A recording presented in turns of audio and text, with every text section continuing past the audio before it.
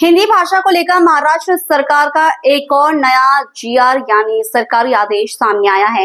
हिंदी को तृतीय भाषा अनिवार्य करने को लेकर चल रहे विवाद के बाद सरकार ने नया आदेश जारी करते हुए यह साफ कर दिया है कि हिंदी तृतीय भाषा के रूप में सामान्य रूप से अध्ययन के लिए लागू की जाएगी।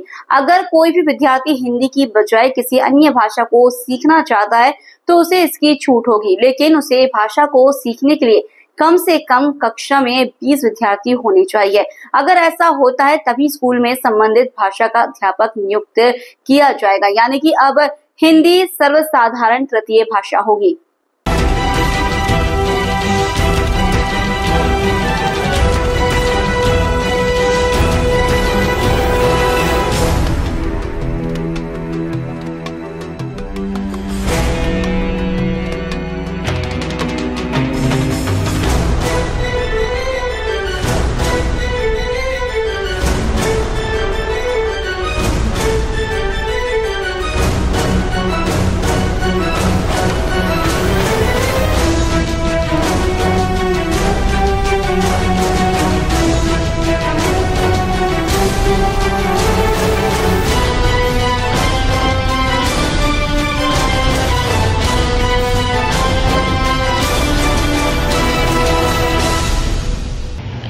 महाराष्ट्र के स्कूलों में हिंदी भाषा को अनिवार्य रूप से पढ़ाए जाने के फैसले के बाद से ही राजनीति तेज हो गई थी। अब सरकार ने फैसला लिया है कि क्लास 1 से 3 तक हिंदी को अनिवार्य नहीं रखा जाएगा, लेकिन सामान्य रूप से हिंदी को तीसरी भाषा के रूप में पढ़ाया जाएगा। इसके लिए स्कूल शिक्षा विभाग ने नया सरकारी निर्णय जारी किया। सरकारी फैसले के अनुसार क्लास 1 से त्रिभाषा फॉर्मूला अपनाया जाएगा।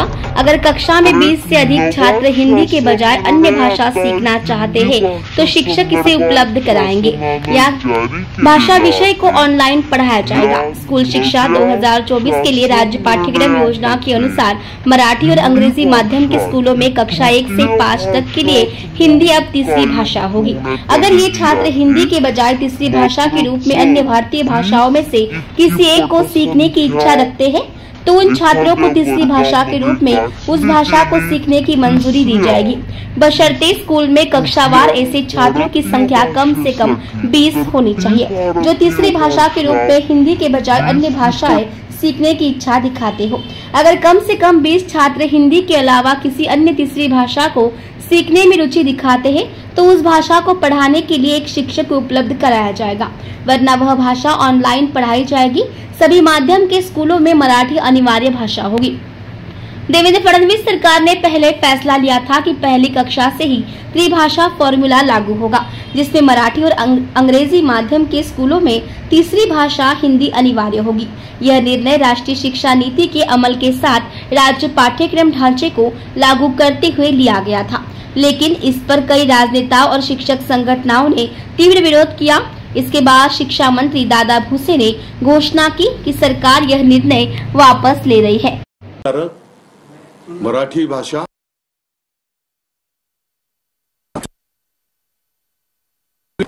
अनेक शाळांमध्ये काही वर्षांच्या पासून हे शिकवलं जात आहे।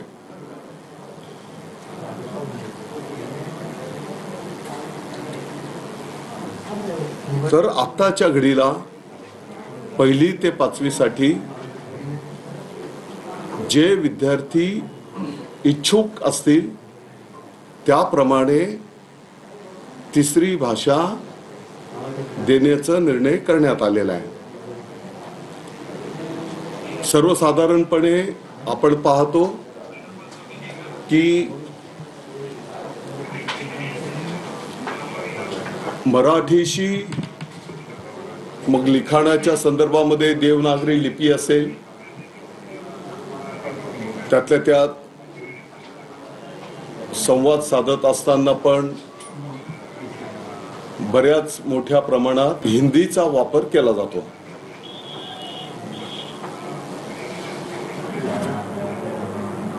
ज्या वर्गातील विद्यार्थी तिसऱ्या भाषेच्या संदर्भामध्ये त्यांच्या इच्छेप्रमाणे मागणी करतील त्याप्रमाणे तिसरी भाषा शिकवण्याचं नियोजन त्या ठिकाणी केलं जाणार आहे। हां, ते नियोजन करीत असताना त्या विद्यार्थ्याच्या त्या वर्गाच्या एकूण संख्येपैकी किमान 20 विद्यार्थी त्यांनी ती मागणी असेल तर ती भाषा शिकवणारा शिक्षक त्या ठिकाणी उपलब्ध करून दिला जाईल। काही ठिकाणी कमी विद्यार्थी जर असतील मग ती भाषा शिकवण्याच्यासाठी ऑनलाईन आणि इतर सुविधांच्या माध्यमातून त्या ठिकाणी सुविधा निर्माण करून दिली जाईल।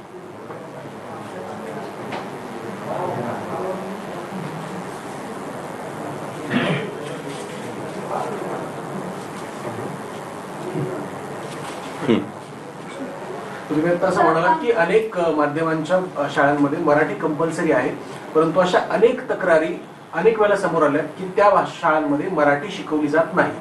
आपण हिंदी तिसरी भाषा म्हणून पुढे आणतो, कारण महाराष्ट्रामध्ये हिंदी सोडता अपवादात्मकच काही ठिकाणी काही शाळांमध्ये इतर भाषांसाठी आग्रह होऊ शकतो, परंतु ज्या शाळांमध्ये मराठी शिकवली जात नाही बंधनकारक असून सुद्धा त्यांच्यावर काय कारवाई? बिलकुल असं जर निदर्शनास आलं तर त्या शाळांवर कठोर कारवाई त्या ठिकाणी केली जाईल आणि एकदा दोनदा समज दिल्याच्या नंतर पण जर मराठी शिकवणं त्यांनी सुरू केलं नाही तर त्या शाळा रद्द करण्याचा पण निर्णय त्या ठिकाणी केला जाईल। मुंबईमधल्या मराठी शाळांचा काही प्रश्न आहे तो अनेक वर्षांपासून प्रलंबित आहे, सरकारकडून निर्णय घेतले जातात, परंतु पटसंख्याची सातत्यानं घसरत चालली आहे। आपण जर आकडेवारी पाहिली तर 13 वर्षात फक्त मुंबईमध्ये 132 मराठी शाळा बंद पडलेल्या आहेत। ही वस्तुस्थिती आपल्याला स्वीकारावी लागेल आणि म्हणून या मराठी शाळा कशा टिकतील, त्या कशा वाढतील, किंबहुना महानगरपालिकेच्या पण शाळेमध्ये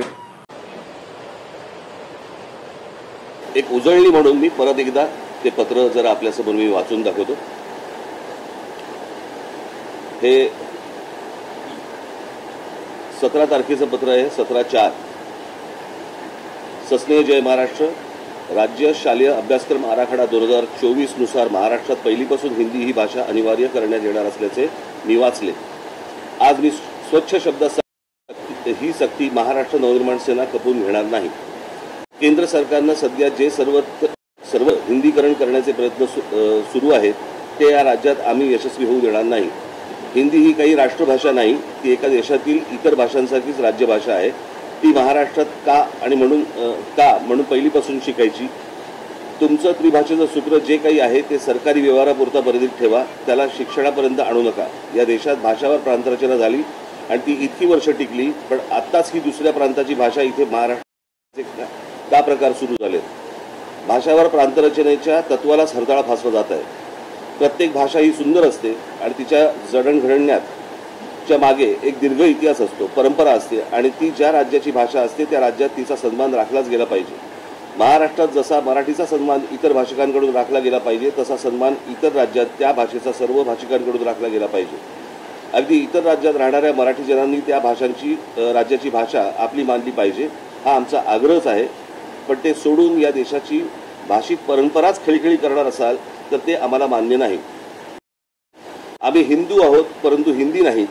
महाराष्ट्रावरती हिंदीकरणाचा मुलामा द्यायचा प्रयत्न करणार असाल तर महाराष्ट्र स्थळ आहे। या सगळ्याकडे पाहिलं तर लक्षात येतं की सरकार हा संघर्ष मुद्दामून घडवत आहे। येणाऱ्या आगामी निवडणुकांमध्ये अमराठी असा संघर्ष घडवून स्वतःचा फायदा घेण्यासाठी हा सगळा अट्टाहास सुरू आहे। या राज्यातील भाषिकांनी हा डाव घ्यावा, तुमच्या भाषेत नाही पण त्यांना तुमची माथी भडकवून स्वतःची राजकीय पोळी भाजून घ्यायची आहे। आज राज्याची आर्थिक अवस्था बिकट आहे। सरकारकडे योजनांसाठी पैसा शिल्लक नाही। मराठी तरुणी नोकरीच्या प्रतीक्षेत आहेत। कर्जमाफी करून असं निवडणुकीच्या आधी सांगितलं पण पुढे ती केलीच नाही, त्यामुळे कर्जमाफीच्या आशेवर असलेल्या शेतकरी निराश आहे। उद्योग जगताचे महाराष्ट्राकडे पाठ फिरवण्यासारखी परिस्थिती जेव्हा सांगण्यासारखे किंवा ठोस दाखवण्यासारखं नसतं तेव्हा फोडा आणि राज्य करा या ब्रिटिशांचा मंत्र इथे वापरला जातो अशी शंका यावी अशीच पावलं सरकारकडून उचलली जात आहेत. बरं, हिंदी भाषेची सक्ती महाराष्ट्रातच का? ही अशीच हिंदीची सक्ती दक्षिणेच्या राज्यात कराल का? आणि करून तर बघा, तिथली सरकारं पेटून उठतील, पण इथल्या राज्यातील सरकार आणि त्यातील घटक पक्ष निमूटपणे हे सगळं खपून घेतात. म्हणून ही सक्ती केली जात आहे. बाकीच्यांचं आम्हाला माहीत नाही, परंतु आम्हाला त्याच्याशीही देणं घेणं नाही. पण महाराष्ट्र नवनिर्माण सेना हे खपवून घेणार नाही.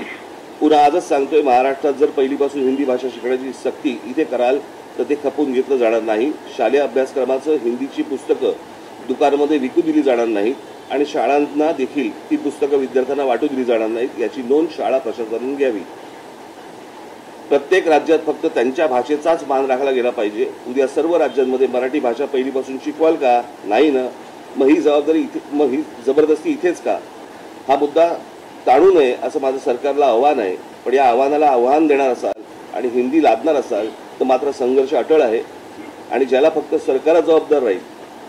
त्यामुळे सरकारने लोकभावनेचा आदर करत हा निर्णय मागे तात्काळ घेण्याचे आदेश द्यावे. माझ्या महाराष्ट्रातील तमाम मराठी मातांना, भगिनींना आणि बांधवांना, तसेच माझ्या मराठी वर्तमानपत्रात आणि मराठी टेलिव्हिजन चॅनल्सवर काम करणाऱ्या सर्व बांधवांना आणि भगिनींना देखील विनंती करतो की यात कोणताही वादविवाद न करता याचा निषेध आणि विरोध करावा. आणि हो, महाराष्ट्रातील इतर राजकीय पक्षांना जर थोडं जरी मराठी भाषेबद्दल प्रेम असेल तर ते देखील त्याला विरोध करतील. आज भाषा सक्ती करत आहेत, उद्या इतर सक्तीचे फतवे काढले जातील. म्हातारी मेल्याचं दुःख नाही, पण काळ सोकावतो. हे माझं पहिलं पत्र होतं. दुसरं पत्र मी दादा भुसेंना दिलं होतं, कारण ज्यावेळेला स्थगिती दिली गेली त्यावेळेला मी दुसरं पत्र हे शिक्षण मंत्र्यांना दिलं होतं की गेले जवळपास 2 महिने महाराष्ट्रात पहिली इयत्तेपासून हिंदी भाषा शिकवणे यावर सरकारकडून प्रचंड गोंधळ घालणं सुरू आहे.